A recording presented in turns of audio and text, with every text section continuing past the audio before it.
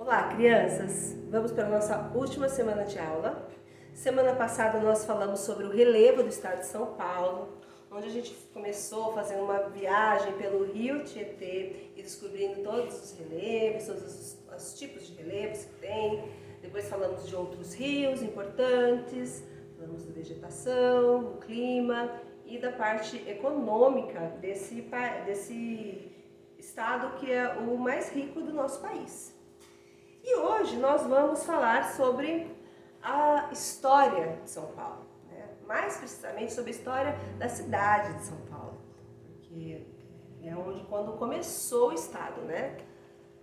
Não sei se vocês se recordam, quando eu falei sobre a história do Arthur e do Henrique, né? Que eles saíram de uma cidade chamada São Vicente, e essa cidade é do estado de São Paulo e é a primeira cidade, uma das primeiras cidades a ser fundadas no Brasil. Mas, antes de começar a falar de Brasil, a gente tem que ir um pouquinho mais para trás e falar de um lugar que fica bem longe daqui, que é a Europa. Há muito tempo atrás, as pessoas que viviam ali na Europa achavam que só existia ali. Só existia a Europa e o Oriente. E essas pessoas, elas não tinham todo o conhecimento que nós temos hoje. Então, muitas coisas eram desconhecidas para elas. Naquela época, não tinha meio de transporte, assim como tem hoje, como carro, trem, avião. Hoje, se a gente quiser pegar um avião aqui, vai para a Europa e é assim, relativamente rápido. Antigamente, eles andavam de carroça,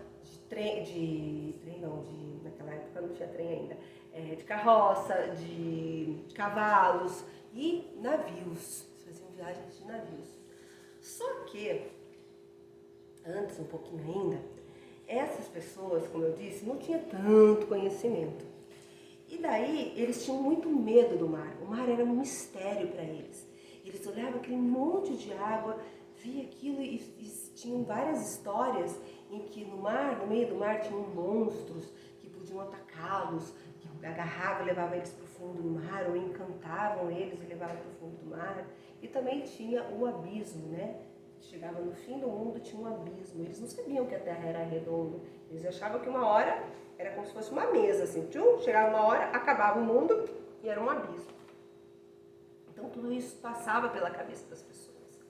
Mas lá na Europa começou a nascer, a aparecer muitos cientistas, muitos artistas, muitas pessoas estudiosas que foram descobrindo coisas completamente, que tudo aquilo não passava de histórias.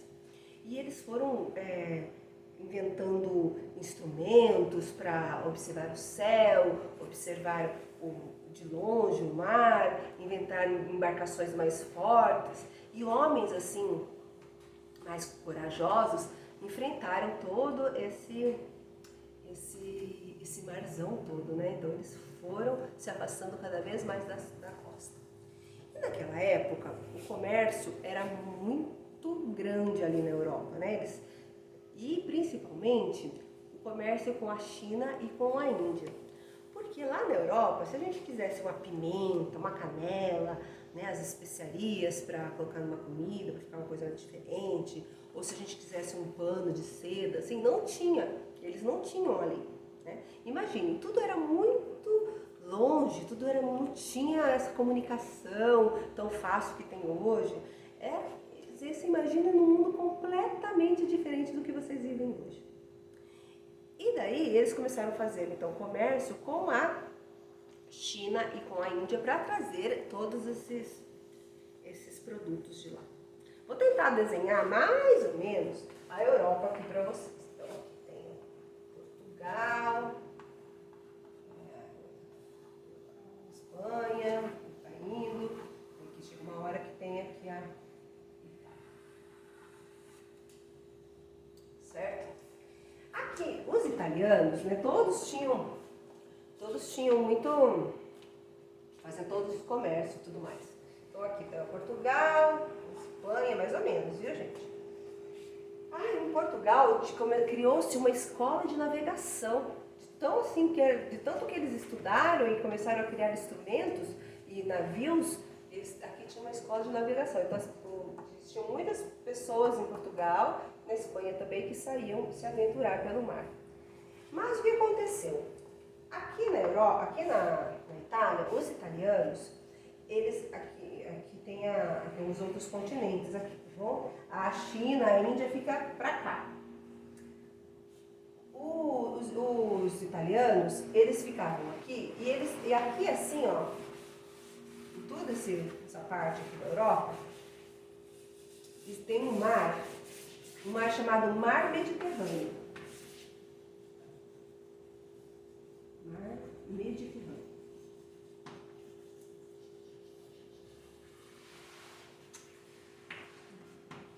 E os italianos, eles faziam todo o comércio dele com a China e com a Índia, atravessando o Mar Mediterrâneo. E eles chegavam relativamente mais rápido. E eles começaram a proibir a passagem de outras pessoas que não fossem os italianos por esse mar. E daí o que aconteceu? Espanha e Portugal precisaram achar um outro caminho para chegar lá na Índia e na China.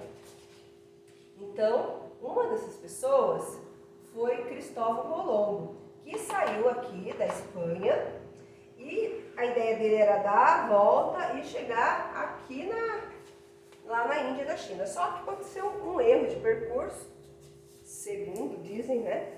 E eles acabaram encontrando um novo mundo. Encontraram, então, a América. E daí os portugueses viram aquilo, né? Que encontraram esse novo mundo e ficaram muito interessados em saber se nesse mundo novo tinha algumas riquezas. Então, eles se juntaram aos espanhóis, os dois, e fizeram um acordo. Eles falaram assim, que toda a terra que tem aqui perto da África, tem um conjunto de ilhas chamado Cabo Verde. Então eles combinaram assim, toda a terra que daqui a 100 léguas para lá, né, que hoje é o Oceano Atlântico, para lá, 100 léguas, até 100 léguas é terra, o que se encontrar é terra de Portugal. Além de 100 léguas, para lá de 100 léguas, pertence à Espanha. Aí os portugueses pensaram, falaram assim, não quer saber? Não, vamos fazer um outro acordo. Esse acordo eu não gostei, não. Não quero 100 léguas, eu quero daqui de Cabo Verde até lá, quero 370 léguas. Daí, até aí é minha terra, dali para diante é terra da Espanha, ok? Ok. Então eles fizeram esse acordo, chamou Tratado de Tordesilhas, e eles resolveram assim. Daí, na data de 9 de março de 1500, Pedro Álvares Cabral saiu aqui de Portugal e foi até esse novo mundo e chegou em terras que mais tarde foi chamado Brasil, em dia 22 de abril de 1500. E foram quando eles chegaram nessas terras que recebeu vários nomes e, por último, foi chamado de Brasil. Certo? E daí, a partir daí, é que a gente vai ver como é que surgiu, como é que começou a cidade de São Paulo, tá bom? Grande beijo para vocês e até!